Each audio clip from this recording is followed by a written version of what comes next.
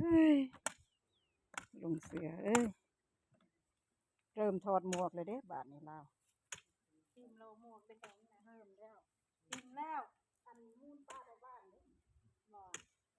เอาแดดใส่แต่มันแดดจะใส่ปลูกต้นบักตาลโคนต้นตาลโคนใหญ่มาแบบว่าเป็นอันนั้นเลยนะเอามาตั้งจึกแล้วเป็นกินหมากไปเลยแล้วลูกกินหมากได้เลยแล้วเห็นกำลังใจสมเขาอ้าวรู้จำรู้คิดขนาดว่า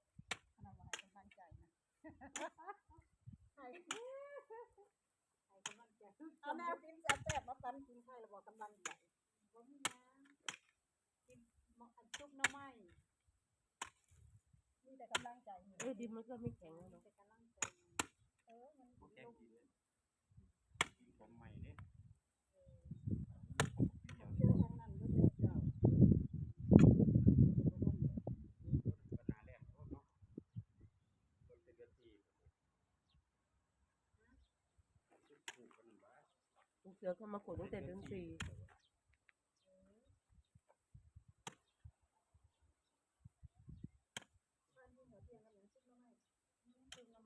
ทอดไข่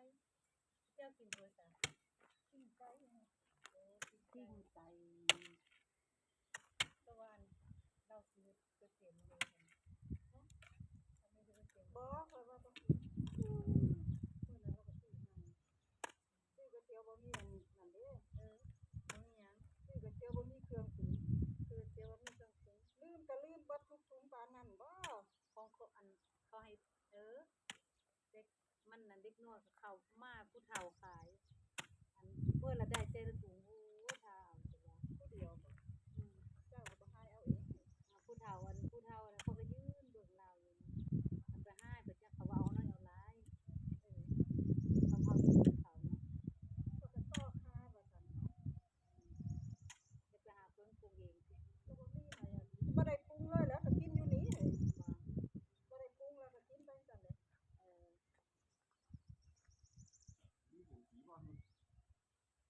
บุ้งกี่บ่ได้ซื้อมาไว้บ่บ่มีได้เก่าก็มีอยู่แต่เฮาอันเก่าได้อยู่เนาะแต่วันนี้มันก็จะไปซื้อเฮียไปนำคนเฮียไปซื้อมันน่ะถ้าได้ก็ได้อยู่ห้องเก็บของด้านข้างเฮือนประดาจุแล้วมันได้เก็บกินกันนั้นค่ะพอยบ่คือมีเห็น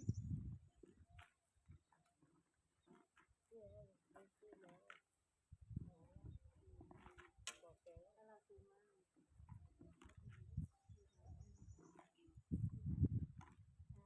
เอาคู่ละตักเอา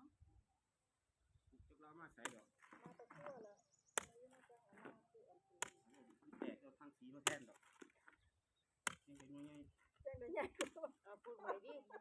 ถ้าคู่แตกจะเอาคู่สังกะสีมาแทนเหรอทั้งสีตายเลยซอวอนอยู่ไหวบ่คู่ทั้งสีตายเลยซอวอเนาะก็อยู่ทั้งสีแบบนี้เจ้าสิอยู่ไหวดื้อ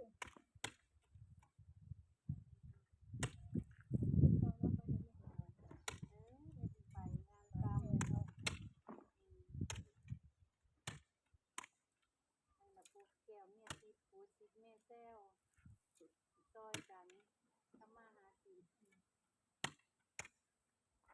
ว่าไปยังท่านได้ไปอยู่เป็นยังไงเจ็บท้องปากนี่แจ๊กใครแม่ซื้อยาไปให้แล้วก็เมื่อมาแล้วทักมาอันมาหาคนเนี่ยคนเจ็บท้องพาคนไปบรรทุกโอ้ยอันนี้ก็เจ้าสิได้มันนั้นมันว่าขับรถมาได้ก่อนเจ้าละมา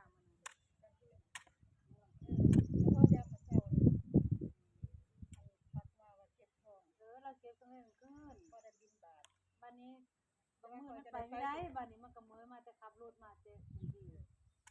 พอไปก็ได้มันว่านะก็มันก็ร้อยประมาณแล้วก็เลยจะซื้อยาต้านถ้าก้อนนะแต่มันไปมันก็ซื้อกินคาร่ำเนี่ยสนุกเป็นกระเพาะเป็นรอยยง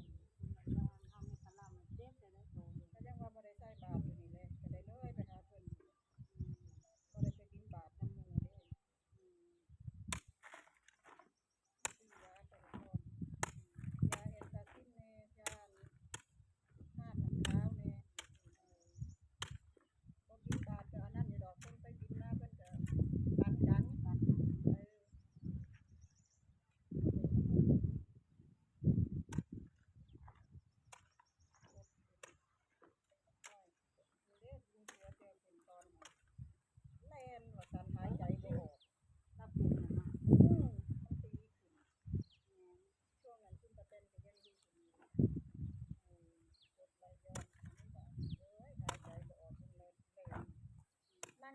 ตรายเด่นสิตายแล่นละบาดนี่นะแล่นให้มันลงมาสิโอ้ยเพื่อสิไปหาหมอจะใช้อยู่ช่วงนั้นพาเลยนะเอาหนูอ้วนมาทำแบบนี้หลังนะอ๋อตอนนั้นน่ะบ่ไม่ได้คุยกับเราไม่ได้ทางแม่นเลยเนาะอันนี้บ่ต้องซื้อนะ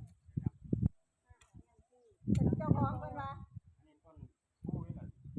รู้แล้วต้นรังถึงต้องทำด้วยเพราะมันเลื้อยไปตามผู้บ้านผู้ของเราเห็นแม่คนละเสาปูนเห็นปะโอ้ยลุงเสือว่าเสาปูนมันบ่จับมันบ่ขึ้นเราได้ได้ดีอะเอาไม้ผักผักอันนี้ร่างมันจับได้เป็นเสาปูนมันไม่มีจับ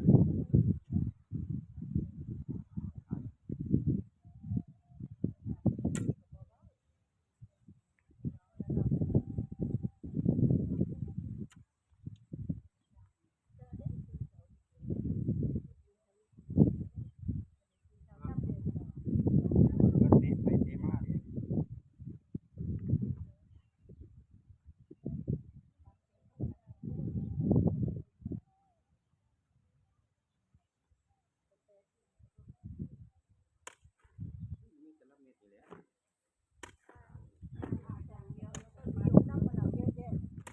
อะไรอะต้นมะยมมะยมอะไรลูกมะยมแดงแต่ว่ามันเหมือนต้นเชอรี่เด้แต่ว่าเนาะโอ้เจ้าอันนั้นมันอะไรมันจะเอาลง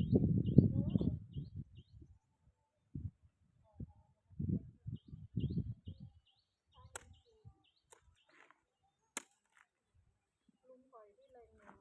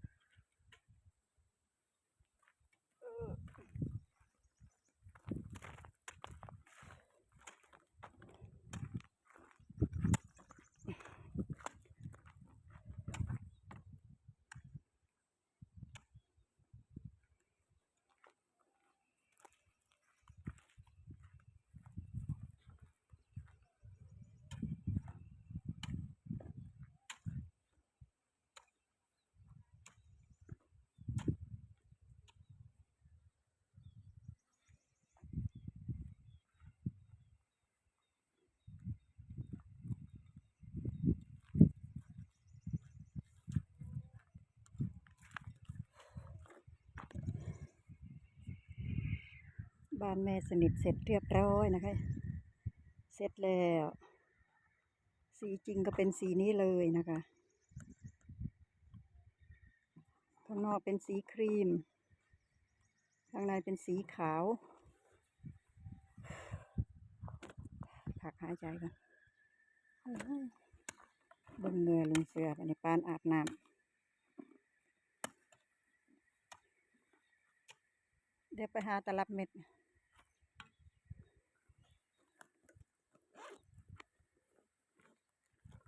ตลับเม็ดมันมีอยู่ดอก